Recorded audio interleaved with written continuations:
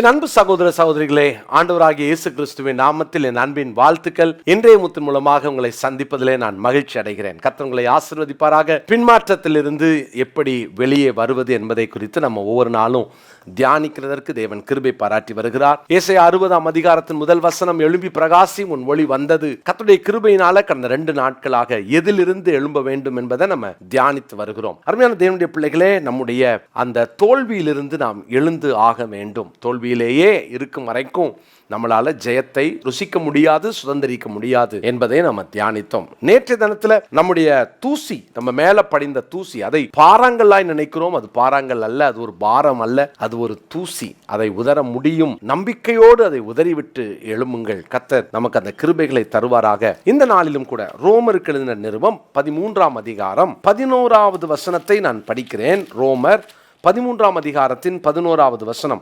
நித்திரையை விட்டு எழுந்திருக்கத்தக்க வேலையாயிற்று என்று நாம் காலத்தை அறிந்தவர்களாய் இப்படி நடக்க வேண்டும். நாம் விசுவாசிகளான போது ரட்சிப்பு சமீபமாய் இருந்ததை பார்க்கிலும் இப்பொழுது அது நமக்கு அதிக சமீபமாய் இருக்கிறது. நாம் விசுவாசிகளான போது அந்த ரட்சிப்பு சமீபமாய் இருந்ததை பார்க்கிலும் இப்பொழுது அதிக சமீபமாய் இருக்கிறது. ரட்சிக்கப்பட்டு ஒருவேளை அவர்களுடைய வாழ்க்கையில் அந்த பின்மாற்றத்துக்குள்ள போனதுக்கு அப்புறம் மறுபடியுமாக அவர்கள் ரட்சிப்பை சுதந்திரிக்க முடியுமா என்றால் அந்த ரட்சிப்பு மிக சமீபமாய் இருக்கிறது.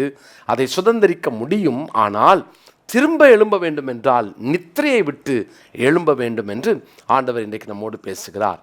கர்த்தருடைய பிள்ளைகளே, நித்திரையை விட்டு எழும்புங்கள், எழும்பி பிரகாசி. கர்த்தர் நம்முடைய வாழ்க்கையிலே நாம் நித்திரை மயக்கத்தில் இருக்கும் வரைக்கும் நம்மளை அந்த பின்மாற்றத்திலிருந்து நம்ம வெளியே வர முடியாது. நாம் ஒரு புதிய துவக்கத்தையும் காண முடியாது. இந்த பின்மாற்றத்திலிருந்து வெளியே வரணும்னா அந்த நித்திரையை விட்டு நாம் எழுந்துதான் ஆக வேண்டும். எனக்கு அருமையான சகோதர சகோதரிகளே, நித்திரை, அதாவது பிசிக்கலா நமக்கு சில தூக்கங்கள் வேண்டும். மருத்துவர்கள் ஒருவேளை 6 மணி நேரம் குறைந்தபட்சம் உறங்க வேண்டும் என்று மருத்துவர்கள் ஆலோசனை சொல்லலாம். ஆனால் நம்முடைய இந்த சரீர பிரகாரமான நித்திரையை தாண்டி இந்த ஆவிக்குரிய நித்திரை என்ற ஒன்று ரொம்ப அபாயகரமானது. அது ஒரு பின்மாற்றத்தினுடைய அடையாளம். அருமையான தேவனுடைய பிள்ளைகளே, நான் இன்றைக்கு ஒரு 3 காரியத்தை உங்களோடு கூட சொல்ல விரும்புகிறேன். அந்த நித்திரை எவ்வளவு அபாயகரமானது என்றால், நியாயாதிபதிகளின் புஸ்தகம் 16ஆம் அதிகாரத்தில் சிம்சோன் அங்கே தெலீலாளின் மடியிலே அவன் நித்திரை செய்தான் என்பதை நியாயாதிபதிகள் 16ஆம் அதிகாரம் 20ஆம் வசனத்தில் வாசிக்கிறோம். அப்பொழுது அவள், சிம்சோனே, பெலிஸ்தர் உன்மேல் வந்து விட்டார்கள் என்றால் அவன் நித்திரை விட்டு விழித்து கர்த்தர் தன்னை விட்டு விலகினதை அறியாமல் எப்போதும் போல உதறி போட்டு வெளியே போவேன் என்றான். அவள் மடியிலே படுத்திருக்கும் போது அவனுடைய முடியெல்லாம் சிரைக்கப்பட்டு விட்டது. அவன் பலம் அவனை விட்டு போய்விட்டது. அவனை விட்டு கர்த்தர் போய்விட்டார். இப்பொழுது எல்லாத்தையும் இழந்தவன் இங்கே எதுவுமே நடக்கல அப்படின்ற ஒரு நிலைமையில தான் அவன் எழுந்திருக்கிறான். பிரியமானவர்களே, எவ்வளவு ஒரு அபாயகரமான நித்திரை பார்த்தீங்களா? இது அசதி என்ற அந்த நிலையிலிருந்து நாம் எழும்ப வேண்டும். கர்த்தருடைய பிள்ளைகளே, இந்த நித்திரை அசதிக்கு ஒப்பானது. அசதி என்ற ஒரு நித்திரை, இது அசந்து தூங்கிட்டேன்னு சொல்லுவாங்க. இதில் ரொம்ப கவனமாக இருக்கணும். என்னுடைய நண்பனுடைய வீட்டிலே அவர்கள் அசந்து உறங்கி கொண்டிருந்த நேரத்தில் வீட்டுக்குள்ளே திருடன் புகுந்து அவங்க வீட்டில் இருக்கிற மொபைலெல்லாம் எடுத்துட்டு, அவங்க வீட்டில் கையில் கிடைச்ச பொருளெல்லாம் எடுத்துட்டு கதவை திறந்துட்டு வெளியே போயிட்டானான். பாருங்கள், நான் யோசித்தேன், அந்த சத்தம் கேட்கலையா? அப்போ உள்ளே வந்த அந்த உணர்வு உங்களுக்கு இல்லையா அப்படின்னா, தெரியல. எப்படி உள்ளே வந்தான், எப்போ போனானே எங்களுக்கு தெரியலை. 4-5 பேர் படுத்திருக்கிறாங்க.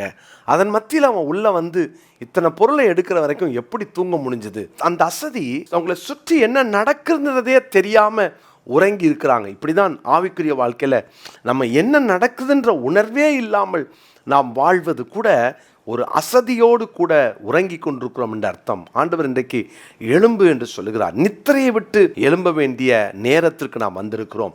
இரண்டாவதாக, யோனா தீர்க்கதரிசன புஸ்தகத்தின் 1ஆம் அதிகாரம் 6வது வசனத்திலே யோனாவுடைய அந்த நித்திரையை பாருங்கள். எப்படி அவனால் அப்படி நித்திரை செய்ய முடிந்தது?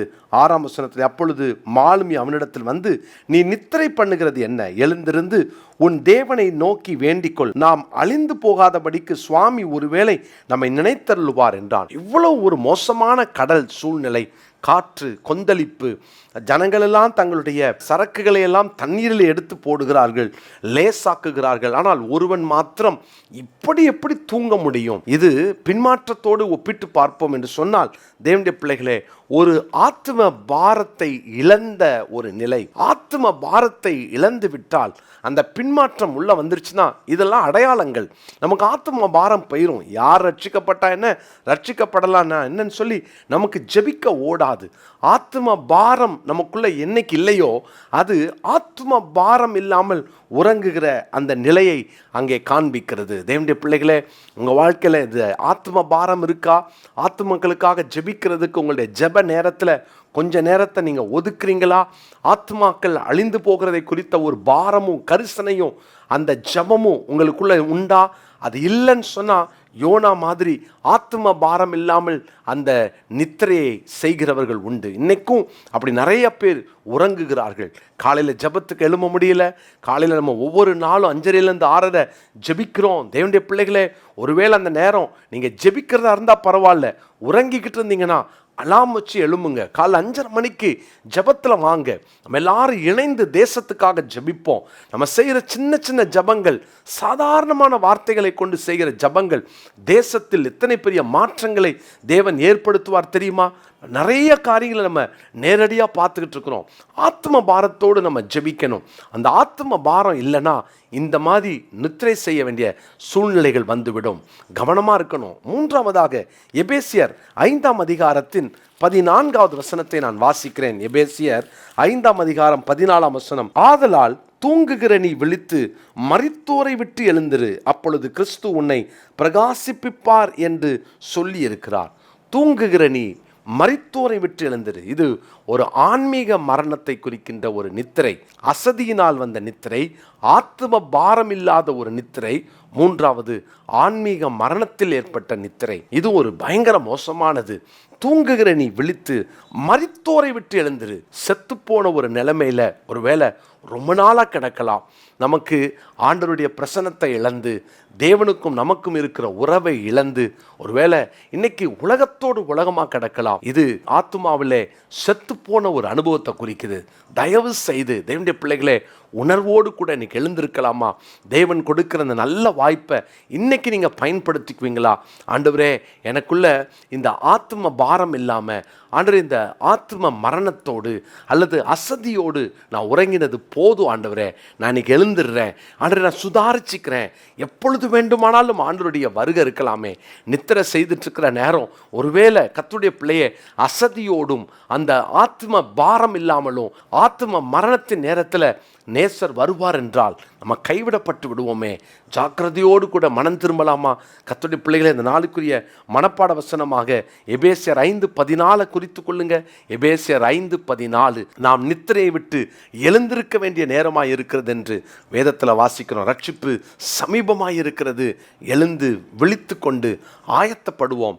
பின்மாற்றத்தை விட்டு வெளியே வருவோம். கர்த்தர் நமக்கு கிருபையும் உதவியும் செய்வார். ஜெபிக்கலாமா?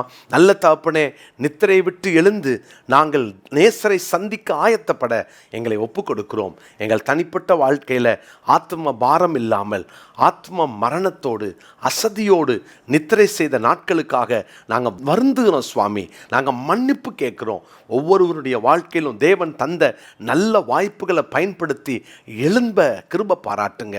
உதவி செய்யுங்க. உங்கள் நாமத்தை மகிமைப்படுத்துங்க. இயேசுவின் நாமத்தில் ஜெபிக்கிறோம் நல்ல பிதாவே. ஆமேன்.